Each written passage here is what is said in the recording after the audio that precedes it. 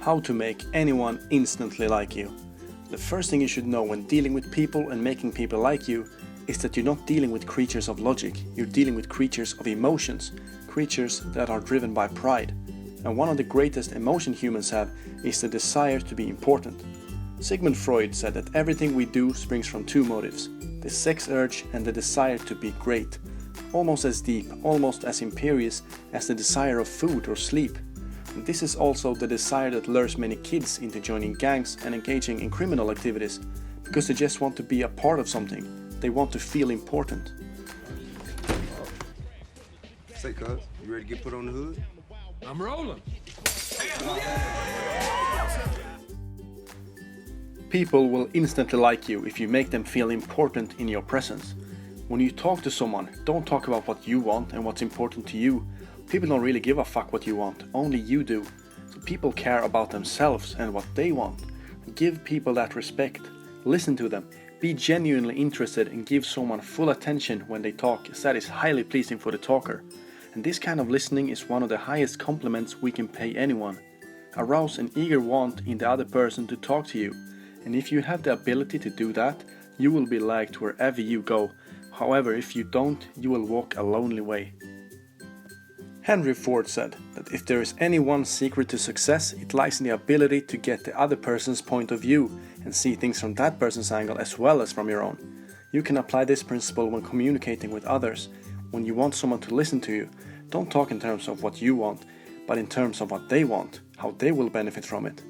If you want to get a dog, for example, don't explain why it's important to you, but instead talk in terms of why it will benefit the others, like this kid.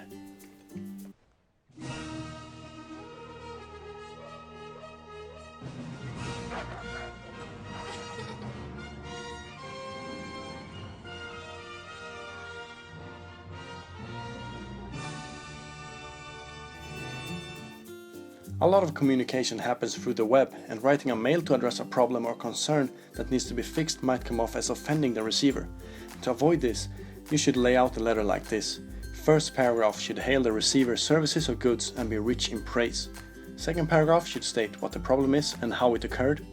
Third paragraph should contain a possible solution to the problem. And the fourth paragraph should hail the relationship and have a finishing sentence along the lines of, "You are busy, please don't trouble answer this note." I actually used this principle some time ago in the last quarter of graduating at the university, and at the time I didn't have a passing grade in one of my classes. I'll show you what I wrote to my professor in order to fix that issue. I'm not gonna read it out, but pause the video and read it if you want. But let me tell you, it worked wonders. His response was about 2 full pages of what we should do and that he had no worries about me not passing the grade. And despite my horrible grade at the start, I ended up getting a B in that course. Criticism is another action you should try to avoid as much as possible, because no one likes being told that they are wrong. 9 out of 10 times, people don't criticize themselves for anything, no matter how wrong they are. And it's pointless to criticize, because it will only put the other person on defense, and usually they will strive to justify themselves. It hurts a person's pride and his sense of importance and arouses anger and resentment. It's in our nature to blame everyone else but ourselves. Like I stated in the beginning, we are not creatures of logic, but creatures of emotions. Realize that the person you're trying to correct and blame will most likely justify their behavior and blame us in return. A world-famous psychologist proved through tests with animals that rewarding them for good behavior will make them learn much more rapidly than by punishing them for bad behavior. Later studies have proved that the same applies to humans.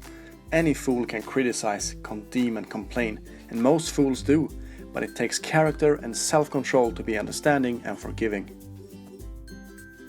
Whenever George B. Johnson, safety coordinator of an engineering company, came in contact with people not following the organization's policy of wearing hard hats, he would tell them with a lot of authority of the regulation and that they must comply, and demanded them to follow his orders.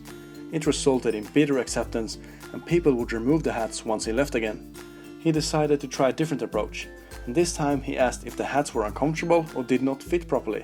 Then he reminded the men in a pleasant tone that the hats were designed to protect them from injury, and suggested that they should always be worn on the job. The results were increased compliance with the regulation with no resentment or emotional upset. He didn't criticize them but made them feel important by stating he didn't want them to hurt themselves. Instead of criticizing and condemning people, try to understand them. Try to figure out why they do what they do. That's a lot more profitable and intriguing than criticism, and it breeds sympathy, tolerance and kindness. So what you can do that will make people like you is to always make the other person feel important, as that is one of the deepest urges humans have. Try not to talk about yourself or what you want, but instead show sincere attention to what others want. If you do this, they will want to know about you as well.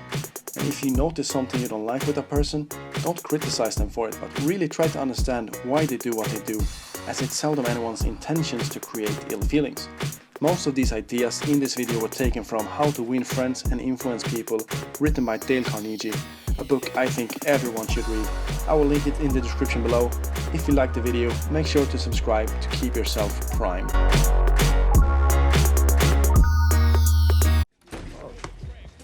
Hey man, are you gonna subscribe to Prime? I'm rolling.